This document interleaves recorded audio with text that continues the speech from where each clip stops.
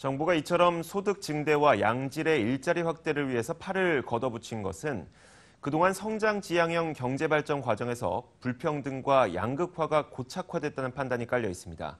기존의 구조를 바꿔서 국민의 삶의 질을 OECD 평균 수준까지 올린다는 청사진도 제시했습니다. 이재경 기자입니다. 지난 2000년 이후 16년간 기업 소득이 255% 증가할 때 가계 소득은 138% 늘어나는 데 그쳤습니다. 이렇다 보니 각종 분배 지표들은 OECD 주요국들에 한참 못 미치거나 하위권에 머무르는 상황이 됐습니다.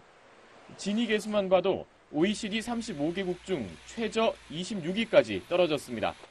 최저임금을 시간당 10,000원까지 높여야 한다는 이유입니다.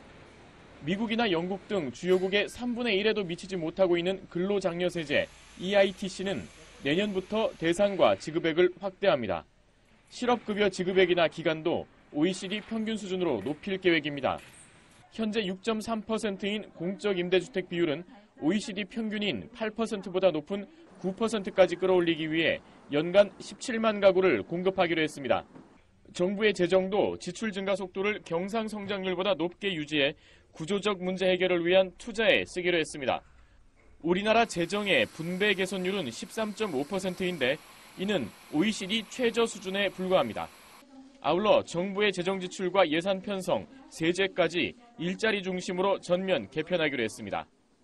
예산 편성에 고용 영향 평가 결과를 반영하고 세제도 일자리 지원 세제 3대 패키지 도입 등 고용 중심으로 전면 개편하겠습니다. 슈퍼부자 증세가 담긴 세제 개편안과 관련해선 다음 달 2일 확정안을 발표할 예정입니다. 상당히 논의의 급물살을 타고 있습니다. 지금 검토 중에 있고 최종적인 세제 개편에 대해서는 내주 수요일 날 발표하겠다는 말씀을 드립니다. 이번 세제 개편안에는 초고소득자에 대한 소득세율 인상, 초대기업에 대한 법인세율 인상을 포함해 부의 재분배 효과를 높이는 방안이 대거 포함될 것으로 예상되고 있습니다. 머니투데이 방송 이재경입니다.